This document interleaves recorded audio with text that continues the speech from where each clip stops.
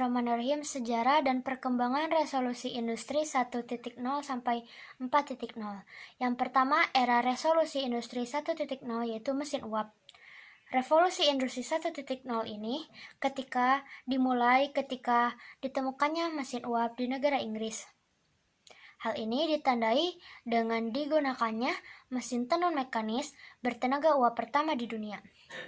Mesin tersebut digunakan untuk meningkatkan produktivitas industri tekstil yang dulunya masih dikerjakan manual oleh tangan manusia. Penggunaan mesin uap ini pun semakin berkembang ke ranah transportasi. Setelah ditemukannya mesin uap pada tahun 1776 oleh James Watt, maka era transportasi yang lama pun perlahan berakhir. Seiring berjalannya waktu, mesin uap berkembang pula di berbagai industri lain, mulai dari pertanian, pertambangan, transportasi, sampai ke manufaktur, mulai menggantikan tenaga manual. Di era ini jugalah pertama kali kegiatan produksi massal terjadi. Diketahui pendapatan per kapita negara-negara di dunia meningkat hingga 6 kali lipat berkali-kali berkat terjadinya revolusi industri 1.0 ini. Lalu yang kedua, era revolusi industri 2.0 yaitu lini produksi atau assembly line. Yang pertama, setelah era revolusi industri 1.0 berakhir pada tahun 1850-an, revolusi industri pun masuk ke tahap selanjutnya, yaitu revolusi industri 2.0 dengan ditemukannya tenaga listrik. Berbeda dengan revolusi pertama yang lebih berfokus kepada efisiensi mesin. Revolusi industri 2.0 lebih berfokus kepada proses produksi itu sendiri. Salah satu contohnya yaitu proses pembuatan mobil yang pada awalnya tidak bisa dilakukan di tempat lain karena biaya yang sangat mahal, kemudian diselesaikannya dengan konsep lini produksi yang memanfaatkan conveyor belt pada tahun 1913. Akibatnya, proses perakitan mobil bisa dilakukan lebih efisien oleh orang lain di tempat yang berbeda. Prinsip ini lalu berkembang menjadi spesialisasi di mana satu orang hanya menangani satu proses perakitan. Lalu ada dampak revolusi industri 2.0 lain yang paling penting terlihat adalah saat Perang Dunia Kedua, di mana kala itu produksi kendaraan perang seperti tank, pesawat, dan senjata tempur lainnya diproduksi secara besar-besaran.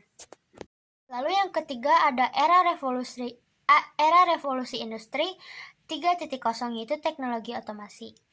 Yang era revolusi ini yaitu era teknologi disebut sebagai pemicu dimulainya revolusi industri 3.0.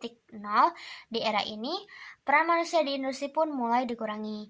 Kemudian digantikan dengan mesin-mesin pintar berteknologi khusus yang bisa memprediksi dan membuat keputusan sendiri.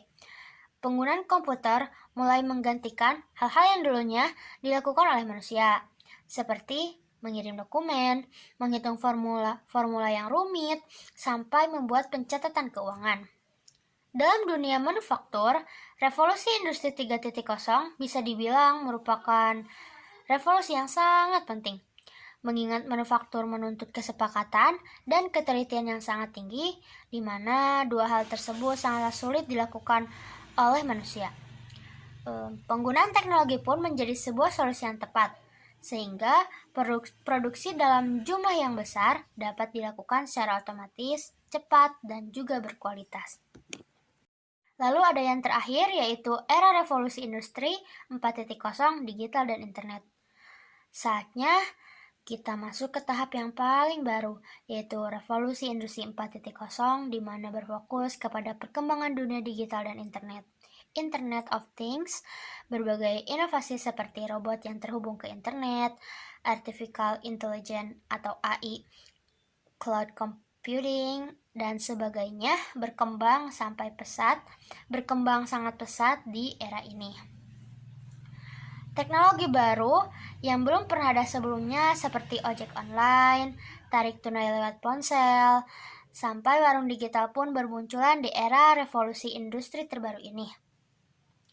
Dalam skala industri, revolusi industri 4.0 meningkatkan kemampuan software dan internet untuk meningkatkan efisiensi perusahaan. Salah satu contohnya yaitu pengumpulan data historis mesin oleh software yang digunakan untuk menjadwalkan maintenance bulanan secara otomatis. Data-data tersebut nantinya akan diproses oleh algoritma, sehingga menghasilkan keputusan logis layaknya manusia. Bahkan pemerintah Indonesia melalui Kementerian Perindustrian mencanangkan tajuk Making Indonesia 4.0 agar Indonesia bisa lebih siap dalam menghadapi revolusi industri 4.0. Hal ini salah satunya ditandai dengan diperbaikinya berbagai infrastruktur telekomunikasi Indonesia. Mungkin cukup sekian yang dapat saya sampaikan. Mohon maaf bila ada kesalahan. Terima kasih.